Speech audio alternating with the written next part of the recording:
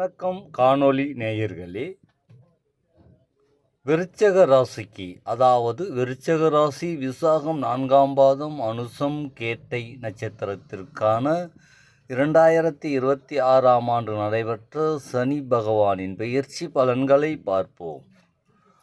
விருச்சிக ராசி நேயர்களே, விசாகம் 4ஆம் பாதம் மற்றும் அனுசம் கேட்டை நட்சத்திரக்காரர்களுக்கு உங்கள் ராசிக்கு 4ஆம் வீடான அர்த்தாஷ்டம சனி நிலையில் இருந்து விலகி 5ஆம் வீடான பஞ்சமஸ்தானத்திற்கு, அதாவது மீன ராசிக்கு பிரவேசிக்கிறார் சனி பகவான். வாக்கிய பஞ்சாங்கத்தின்படி 2026ஆம் ஆண்டு மார்ச் மாதம் 6ஆம் தேதி முதல் சனி பகவான் மீன ராசியில் சஞ்சரிக்க தொடங்குகிறார். இது உங்களுக்கு பல வழிகளில் நிம்மதியை முன்னேற்றத்தையும் தரும் ஆண்டாக அமையப் போகிறது. பொது பலன்கள். நிம்மதி பிறக்கும். கடந்த காலங்களில் 4ஆம் இடத்தில் இருந்து சனி கொடுத்த மன அழுத்தம், அலைச்சல் மற்றும் உடல் உபாதைகள் குறையும். பஞ்சம சனி என்பதால் புத்தி தெளிவடையும், குழப்பங்கள் நீங்கி தெளிவான முடிவுகள் எடுப்பீர்கள். பொருளாதாரம். தனம், வாக்கு, குடும்பஸ்தானத்தை சனி பார்ப்பதால் வருமானம் சீராகும். பழைய கடன்கள் அடைக்க புதிய வழிகள் பிறக்கும். தேவையற்ற வீண்விரயங்கள் கட்டுப்படும். குடும்பம். குடும்பத்தில் இருந்த சச்சரவுகள் நீங்கி அமைதி நிலவும். சுப நிகழ்ச்சிகள், குறிப்பாக தடைப்பட்ட திருமணங்கள் கைகூடும்.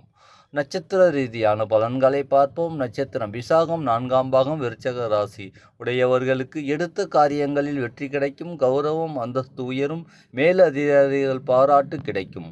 அனுசம் புதிய முயற்சிகள், ஈடுபாடு அதிகரிக்கும். பொருளாதார நிலையில் முன்னேற்றம் இருக்கும். சொத்துக்கள் சேர்க்கைகள் வாய்ப்புகள் உண்டு. கேட்டை தொழில் மற்றும் வியாபாரத்தில் இருந்து மறைமுக எதிர்ப்புகள் விலகும். நீண்ட நாள் ஆசைகள் நிறைவேறும். ஆரோக்கியத்தில் முன்னேற்றம் தெரியும். முக்கிய மாற்றங்கள். 2026இல் சனி பகவான் மீன ராசியிலிருந்து உங்கள் ராசிக்கு கீழ்கண்ட இடங்களை பார்க்கிறார்.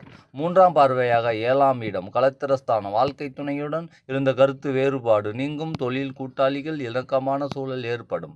7ஆம் பார்வையாக 11ஆம் இடம் லாபஸ்தானம். மூத்த சகோதர வழியில் ஆதாயம் கிடைக்கும். நீண்ட கால திட்டங்கள் வெற்றி பெறும். எதிர்பாராத பண வரவு உண்டு. 10ஆம் பார்வையாக 2ஆம் இடம் தனஸ்தானம். பேச்சு நிதானம் தேவைப்பட்டாலும் உங்களின் வார்த்தைகளுக்கு சமூகத்தில் மதிப்பு கூடும். சேமிப்பு உயரும். பிள்ளைகள் வழியில் 5ஆம் இடம் என்பது புத்திரஸ்தானம் என்பதால் பிள்ளைகளின் ஆரோக்கியம் அல்லது கல்வி கூடுதல் கவனம் செலுத்துவது நல்லது. பூர்வீக குலதெய்வ சம்பந்தப்பட்ட செயல்களில் ஈடுபடுவீர்கள். திட்டமிடல்.